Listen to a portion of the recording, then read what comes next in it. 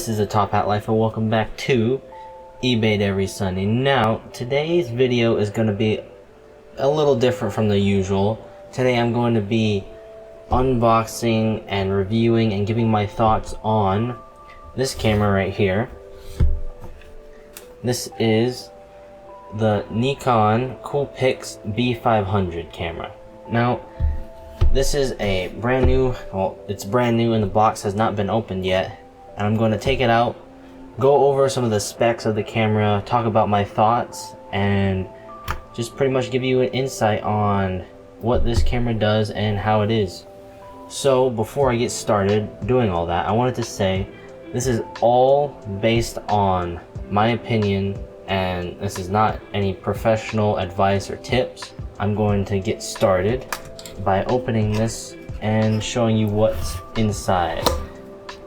Now, when you get this camera, what you're gonna see first is this right here. This is likely the instruction manual, not the instruction manual. This is just some other notes about the camera in multiple different languages. Here is what you want to see. This is the quick start guide. Now, I'm not going to go through this, of course, but as you can see, you get a quick start guide when you get the camera, and it'll tell you just everything you need to know. If you had a question, you can go in here. Has it in multiple different languages. Looks like English, looks like you got Spanish, and yeah, so there's those two. And when you get inside, you can lift this flap up. And then here you're going to get your camera right here inside a plastic wrap bag. You just take this out and I'll show you the rest of what's inside the box. But brand new camera. Let me take a look at this here. So you can see it's the Coolpix B500, and it has, well, we're not getting the specs yet, but here's a look at it. The grip and the shape of the camera is really nice, or at least I personally think so. So the grip, you just put your hand around here, you grip it tight, and you can just, you clamp on it and it just doesn't fall. Pretty much, it's a nice grip. You're not gonna drop this if you have the right grip on, pretty much. It's a pretty good grip. So, let me set this down. I'll let you see a better look at this while I talk. The next things we have inside here, if you get just the camera, you're gonna get that box, and it's gonna have a little strap you put onto the sides of the camera here. It has two little hooks, or the strap has hooks, and you hook them onto here of the camera, and you can put it around your neck and hang it on your neck. You can do that if you're out traveling or on vacation or something, or you're doing photography, basic photography. Here you have one of the cables to the camera. This looks like it goes USB to micro USB, possibly. Yeah, micro USB into the camera, which you're going to see on the side. Or it might not be micro. Let's see. Oh no, it's an AV out. You can see the yellow area here. That's for that. So that cable, that's what that cable goes to. Now, you're going to get a lens cover for the lens. What you do is you're gonna clamp that like that, put on the lens and let go, and it's gonna stay on. And then down in the box, a couple more things. You got a little, not really sure actually, little cable, little something. And then you get 4 batteries that come with this. Now, this, as you can tell now, this uses, I'll show you here. Here you want to push this up, pull to the side, to the right, and then you can lift this up. And here you're going to see it takes 4 AA batteries. Now it comes with 4 AA batteries, but it has pretty good usage on 4 batteries. It lasts about probably around 250 to 300 shots before you have to change the batteries out. Now I haven't tested that personally. We haven't gotten to that many shots because personally I use rechargeable batteries. So I just use the battery, and when they need charging or the camera dies, recharge the batteries. Now here is where you put your SD card in, right down there. It shows you which way to put it in. You'll get used to how you put it in each time. So now I'm going to show you the camera and give you more specs about the camera in just a second. Alright, I wanted to say that I'm going to tell you some of the specs for this Nikon Coolpix B500 camera, but you can find more detailed information about this camera. I'll put the links down in the description below of where you can find the camera on Nikon's website, and you'll see more detailed information about the actual specifications of the camera. So this camera's video quality, you can take videos in 1080p with 25 or 30 FPS. It has a 16 megapixel low light sensor inside of this, and you can connect this camera using Bluetooth to your smartphone, and that allows you to actually take pictures and then send them directly to your smartphone using that. Now this little camera actually has a very, very good zoom on it. It's what it's known for. It has a 40 times optical zoom wide in full HD. Now you get two ways to zoom in and out, and I'll show you actually that in action once I read the rest of the specs on this. So this has also an enhanced digital zoom. When you take a picture, you can zoom in even more. So they say it could actually be 80 times, but it's good to stick with just the 40 times zoom is what you actually get. And it has VR, which is vibration reduction on the camera, as an LCD tilting display on the back. I'll show you that real quick. You take this off. You see now if you're facing the camera to take a downward shot. Here, let me zoom out. And if you take this camera and you want to take a shot straight down, you just flip this down like that. You take a camera shot straight down. Or if you want to take one high up like this, you just tilt it down. You can only tilt it up and down and move it in and out. You cannot tilt it side to side, by the way. So that has this tilting LCD tilting display. It also has this dial up here with multiple modes. This is not a manual camera. You cannot adjust it manually. Instead, you have multiple different types of presets on here. Currently it's on auto mode, but you have scene, you have multiple other different presets. You have portrait, you have night lighting, you have creative mode, you have sports mode. There's a bunch of different modes on here. So this is more of a point and shoot, you don't worry about what you're doing really type of camera. You can get more specific with the hue and vividness of it and everything, and brightness. I'll show you those options inside the camera once I'm done here.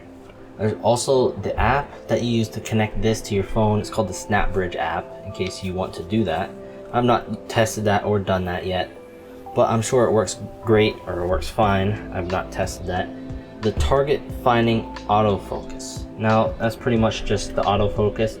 What it's going to do is it's going to try to focus on what you're pretty much targeting or what you want it to focus on. It works actually pretty good most of the time. Now it has a smart portrait system, so like if it sees a face, it'll focus on it, or if it sees a face, it'll like enhance it and actually, like I said, focus on the portrait or the face. It also has a creative mode, like I said, and it does not actually have a mic jack on here. I'll show you on the side. You can see here if this camera I'm using would focus. Actually the same camera I'm reviewing right now. It actually does not have a camera jack. So if you want to use an external audio or a microphone to record your audio with this and get better sounding quality audio, you don't have a jack for that. Except this is probably not the type of camera you would get that technical with. This is more of a camera you'd use to take pictures or videos on vacation, or if you're going out hiking, or if you're spending time with your family type of thing, or like some basic photography you can do with this as well. It is not a professional camera, but it is actually very good for the price for just about everything below that.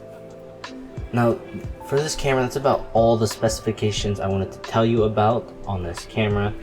Now I'm going to show you some example photos and examples of the zoom and the quality and all that. So here they are now.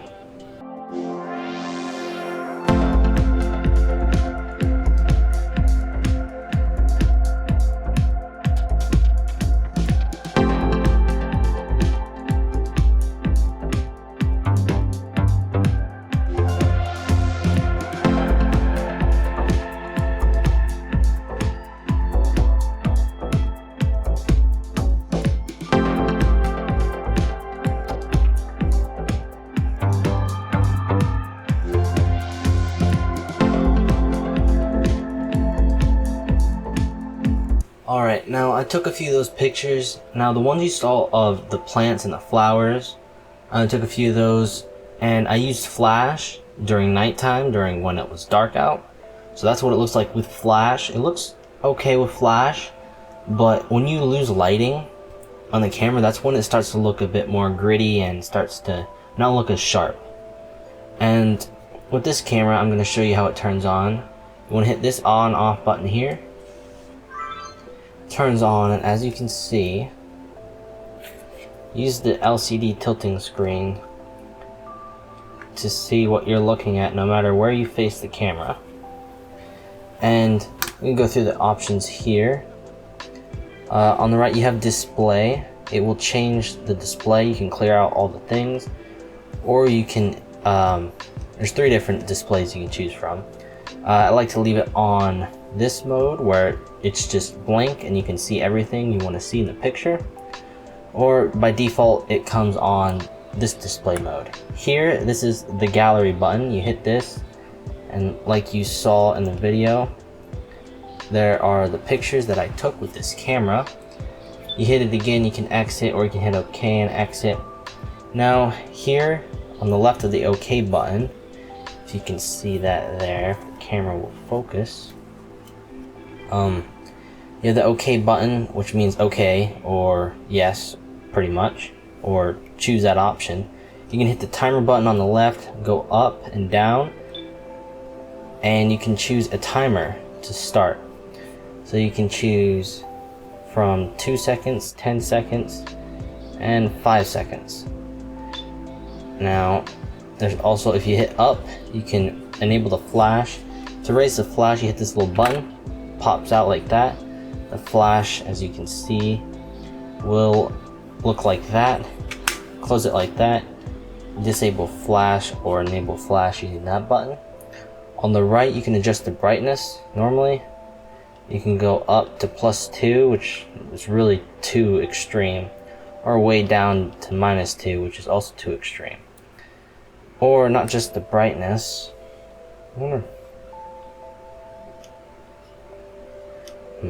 I'm currently using the same camera. As you see, I'm reviewing this video right now to record.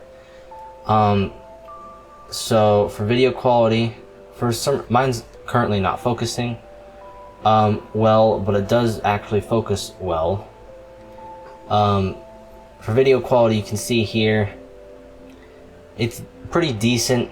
It's 25 FPS to 30 FPS at 1080p for video quality, so it's not bad. It's pretty good. Definitely something you can use to get started with, not something for long-term professional use, at least. Now, what was I saying? You go here, go to brightness. You can choose brightness, vividness is what that says, hue, active delighting. You can exit and then you can reset the options.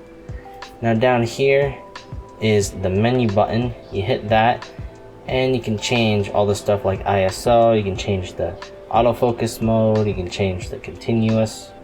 For autofocus, you can change the white balance, image mode, and you hit to the right and you can go to movie, you can go to the network menu, you can do all those options. It's very user friendly, very simple, very easy to use.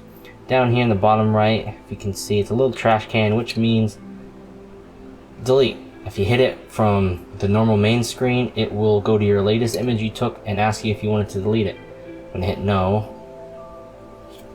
And those are the main options. Right up here is the record option. Up here is your dial to pick from auto mode, scene mode, creative mode, sport mode, all the other modes, night mode and everything. Now the camera quality, not the camera quality, the audio quality, I will cut out a segment of me talking here. Actually, I'll start right now. So this is what the audio sounds like on the camera. It's solid audio, but of course it's not the best. For the camera, it's decent if you're close. The farther away you get, the worse it gets, pretty much. Now, what else about this camera? Oh, here's what it looks like to zoom. This is one zoom dial you can use. To the right, you zoom out. It's not even that far, actually. And you zoom all the way, that's what it looks like. Go to the left, you zoom in like that. Do the same thing on the very right here. Go down to zoom in. Go up to zoom in. Like that, like so. You go down to zoom back out. Now, this camera, not exactly sure what I did there, but it's probably something useful. Now, if I go back to the main menu, the main screen, actually I don't know how I got here. Oh, well, I just figured out that was creative mode. So now if we get out of creative mode and go back to auto mode, that's what it normally looks like. I'm used to auto mode or just normally scene mode and adjust it myself.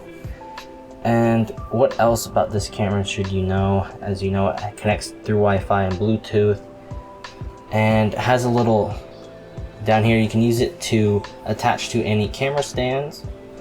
And that's about it for going through what the camera does and can't do. So, about this camera. Now, should you get this camera, or what is this camera, what type of person would use this camera?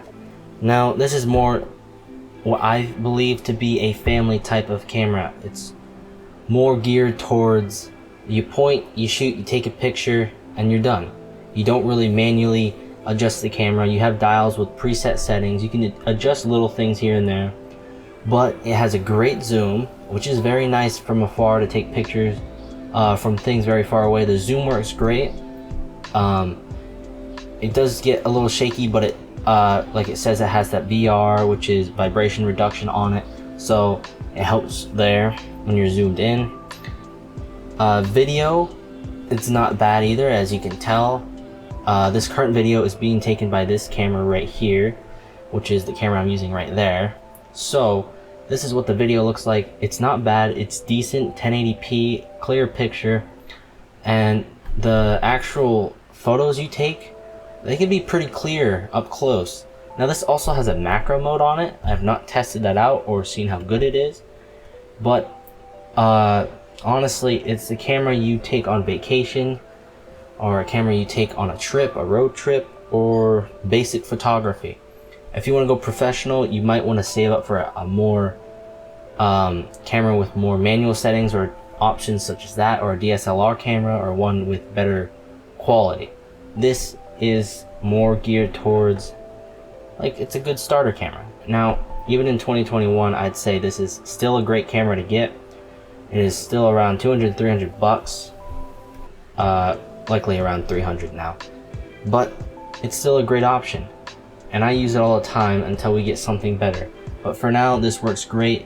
This is the camera that I use to take the photos that we post on eBay, Bonanza, soon to be Amazon at some point. So if you're interested, keep following us, and I'll keep you updated on whether or not when we have the store up. So honestly, this camera is great. It's been working well this whole time that I've used it. Not many issues with it. It doesn't break down. It's sturdy. The grip is nice. You just grip it. It doesn't fall out as long as you don't let go. Of course, if you let go, it's gonna fall. And overall, it's a great camera. So, is it worth the money? I'd say yes, as long as you're not going super professional with it, because it's not worth it then. You might as well save up for something that's better than this. Overall, this is a good family camera, doing basic photography, that type of stuff. So, if you're that type of person, or if that's what you're looking for, I recommend the camera. It's great, a lot of use with it, and it runs on AA batteries, which is super convenient. You either love or you hate that, pretty much. And that's about it for my review on this camera and my opinion. Remember, none of that is factual. It's my opinion on how much I've used the camera and how I feel about it. So let's get on to the outro. And welcome back. Now, before I get into the outro and end the video, I wanted to talk about how I might be posting more often, more lately. My upload schedule might improve at some point in the near future. So if you're interested, you can stay tuned for that. Planning on doing maybe other series other than just eBay Day Every Sunday. Might actually change eBay Day Every Sunday to a different series name at some point.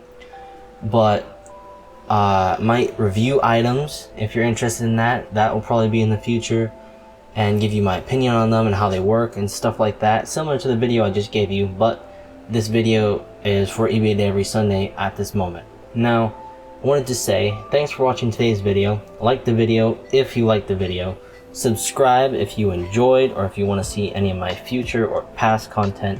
Hit the bell notification button, and the links are all down in the description below, including the link to the website for more details on the camera specs, and visit our store at Mr.TopHatMan. Once again, thanks for watching, and I'll see you in the next video.